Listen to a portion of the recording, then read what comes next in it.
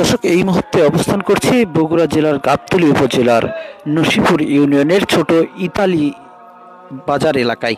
এবং এই বাজারের পাশেই একটি বাড়িতে দুপুরে ককটেলের বিস্ফোরণের বিকট শব্দ হয় এবং শব্দ হওয়ার পরপর স্থানীয় লোকজন সেই বাড়িতে প্রবেশ করেন এবং প্রবেশ করে তারা যেমনটি লক্ষ্য করেন যে সেই বাড়িতে একজন ব্যক্তি তিনি ককটেল বানানোর সময় এই ককটেলটি বিস্ফোরণ ঘটিয়ে তিনি আহত হয়েছেন এবং গুরুতর আহত এই ব্যক্তির নাম আতাউর রহমান সেলিম। তার বাড়ি কুমিল্লার এলাকায়, কুমিল্লা মেঘনা থানা এলাকায়, এবং তিনি দীর্ঘ কয়েকদিন ধরেই এই এলাকায় তিনি অবস্থান করছেন বলে স্থানীয়রা জানিয়েছেন। এবং এই ঘটনা ঘটার পরপর কিন্তু স্থানীয় থানা পুলিশ অর্থাৎ গাবতলী মডেল থানা পুলিশ তারা এখানে আসেন। ঘটনাস্থলে এসে যেমনটি তারা লক্ষ্য করেন যে সেই বাড়িতে আহত অবস্থায় তাকে পাওয়া যায় এবং তিনি স্বীকার করেছেন পুলিশের কাছে যে তিনি আসলে ককটেল বানানোর সময় তার হাত থেকে বানানোর মুহূর্তেই ককটেলটি বিস্ফোরণ হয় এবং সেই বিস্ফোরণে আহত হয়। এবং সেই সঙ্গে পুরো বাড়ি তল্লাশি করে তারা যেমনটি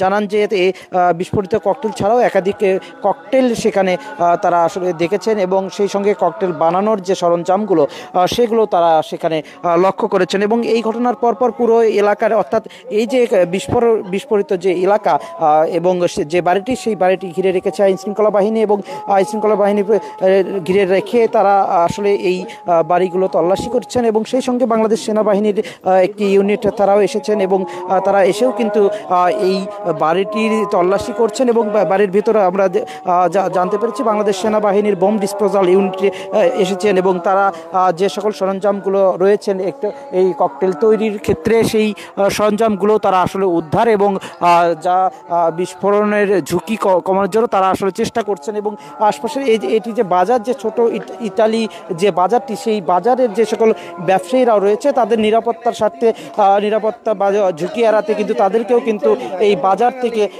সরিয়ে দেওয়া হয়েছে। এবং আপনারা লক্ষ্য করছেন যে এই যে বাজারে যে সকল দোকান বা ঘর, প্রতিটা দোকানই কিন্তু বন্ধ করে দেওয়া হয়েছে এবং যারা আসলে এই খোলা রাস্তার ওপর যারা ভ্রাম্যমান দোকান বসান তারাও কিন্তু তাদের যে মালামাল, সেই মালামালগুলো কিন্তু ঠিক এভাবে রেখেই কিন্তু সরে গিয়েছেন এবং শুধুমাত্র তাদের নিরাপত্তা বা ঝুঁকি এড়াতেই কিন্তু এই সিদ্ধান্ত নিয়েছেন। তবে আমরা যেমনটি জেনেছি দীর্ঘ দুপুরের পর থেকে এখন পর্যন্ত আইনশৃঙ্খলা বাহিনী এই এলাকাটি ঘিরে রেখেছেন এবং সেই সঙ্গে সেনাবাহিনীর বোম ডিসপোজাল ইউনিট তারা এসে এই বাড়িটির ভেতরে তারা আসলে অবস্থান করছেন। এখন পর্যন্ত তারা বাড়িটির ভেতরেই অবস্থান করছেন এবং গণমাধ্যমের কাছে এখন পর্যন্ত তাদের যে আনুষ্ঠানিক কোনো মন্তব্য বা বক্তব্য সেটি এখনও জানানো হয়নি এবং তারা এখন পর্যন্ত ভেতরেই রয়েছেন এবং আরও তল্লাশি করছেন যে কিভাবে এই কুমিল্লার মেঘনা থানার এই সেলিম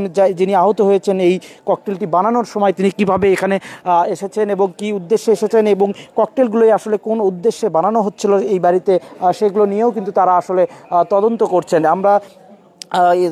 আমরা এই জায়গাতে আসার আগ মুহূর্তে যেমনটি স্থানীয় লোকজনের কাছ থেকে জেনেছি যে দীর্ঘদিন ধরেই সেলিম এই এলাকায় অবস্থান করছেন। আসলে এটি মুক্তার নামের এক স্থানীয় এক বাসিন্দার বাড়ি এবং জানা যাচ্ছে যেমনটি যে সেলিম ব্যতীতও ককটেল বানানোর সময় সেখানে আরও দুইজন ব্যক্তি উপস্থিত ছিলেন এবং তারা এই ঘটনার পরপরই কিন্তু পালিয়ে গিয়েছেন এবং সেলিম গুরুতর আহত হওয়ার কারণে তিনি পালাতে পারেননি এবং স্থানীয় লোকজন সেই বাড়িতে প্রবেশ করার পর তিনি হাতে নাতে সেখানে তাদের কাছে আটক হয়েছেন। এরপর পুলিশ তাকে উদ্ধার করে চিকিৎসা দিচ্ছেন শহীদ জিয়াউর রহমান মেডিকেল কলেজে এবং এই বাড়িটি এখন পর্যন্ত আইন শৃঙ্খলা বাহিনী ঘিরে রেখেছে এবং পরবর্তীতে তারা আসলে গণমাধ্যমের কাছে এখন পর্যন্ত কিছু জানানো হয়নি। তবে খুব শীঘ্রই আসলে তাদের এই তল্লাশি বা ককটেলের সরঞ্জামগুলো নিষ্ক্রিয় করে তারা হয়তো জানাবেন পুরো বিস্তারিত এবং পুলিশ যেমনটি জানিয়েছেন যে পুরো ঘটনাকে কেন্দ্র করে যে আসলে কোন উদ্দেশ্যে ককটেলগুলো তৈরি করা হচ্ছিল এবং এই ককটেল যিনি বানাচ্ছিলেন এই আতাউর রহমান সেলিম তিনি আসলে কোন উদ্দেশ্যে এই ককটেলগুলো বানাচ্ছিলেন, কে কে জড়িত রয়েছে তদন্তে হয়তো এসব বেরিয়ে আসবে এমনটি জানিয়েছেন গাবতলী মডেল থানা পুলিশ। এই ছিল বগুড়ার গাবতলী উপজেলার নসিপুর ইউনিয়নের ছোট ইতালি এলাকার যে এলাকায় এই ককটেল বিস্ফোরণের ঘটনা ঘটে। এই ঘটনাস্থল থেকে সর্বশেষ খবরাখবর এখন পর্যন্ত কিন্তু আইনশৃঙ্খলা বাহিনী এই এলাকাটি ঘিরে রেখেছে। এই ছিল বগুড়ার থেকে সর্বশেষ খবরাখবর। এতক্ষণ আপনাদের সঙ্গে এনসিএন লাইভে যুক্ত ছিলাম আমি ববিন রহমান।